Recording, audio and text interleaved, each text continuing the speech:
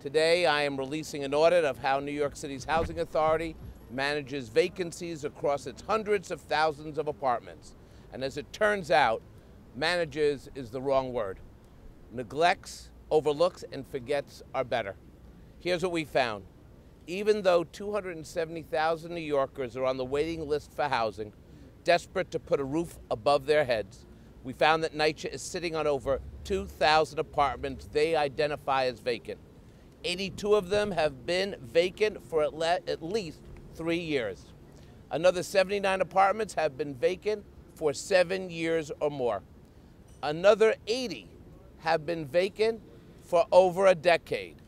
Amazingly, one of these apartments has been vacant since 1994. It was vacant when Bill Clinton was still president, when Netscape had just released its very first web browser, and when Olympian Nancy Kerrigan was clubbed in the knee. That's how long this apartment has been vacant. These are real apartments that could have been given to real New Yorkers who are in real need. And it's shameful, totally unacceptable, that they've been empty for so long. It gets even worse. Usually when NYCHA does major repairs or modernization on a unit, it's off the market for 2,605 days. Now that's almost 7 years, 2,605 days. And the bill for this incompetence is huge. We estimate the cost to be over $8 million in lost rent for the period we studied. And I'm sorry to sound like a broken record, but I have to tell you even more, it gets worse. According to NYCHA's own internal audit, it hired a contractor in 2012 to work on 2 buildings at the West Brighton development on Staten Island. Each building had 12 apartments. The contractor spent nearly $400,000 before realizing that there was more work there than they anticipated. So fast forward to 2015, NYCHA now says they're going to demolish the buildings. This is mismanagement that can only be described as spectacular.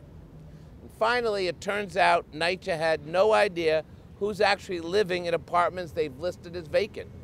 Our auditors visited 99 vacant apartments and found that 47 of them were actually in use. At Harlem River, we found 4 apartments that showed signs of squatters. There was graffiti on the walls and liquor bottles scattered on the floor. Elsewhere, we found that 21 so-called vacant apartments had actually been combined with other units.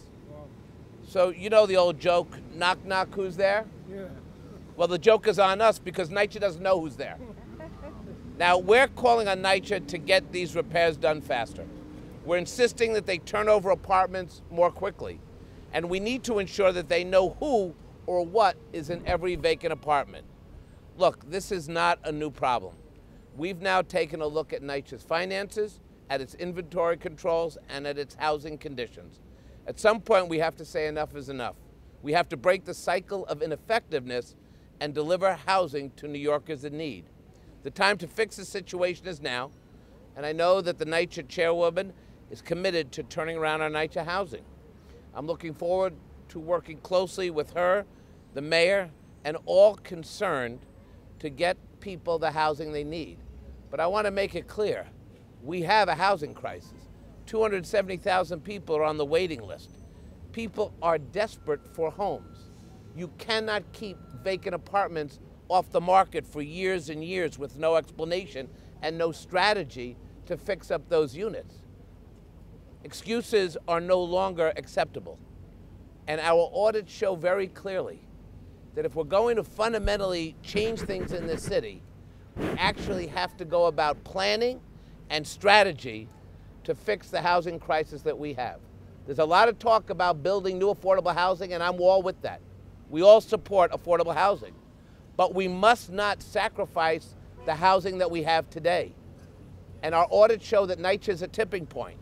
And if we don't get this right, we're going to build housing but lose housing on the other end, zero-sum game. So I want to thank the tenant leaders and the union leaders who keep coming out and demanding action, because the only way we're going to change things is if we put the information out there in a transparent way.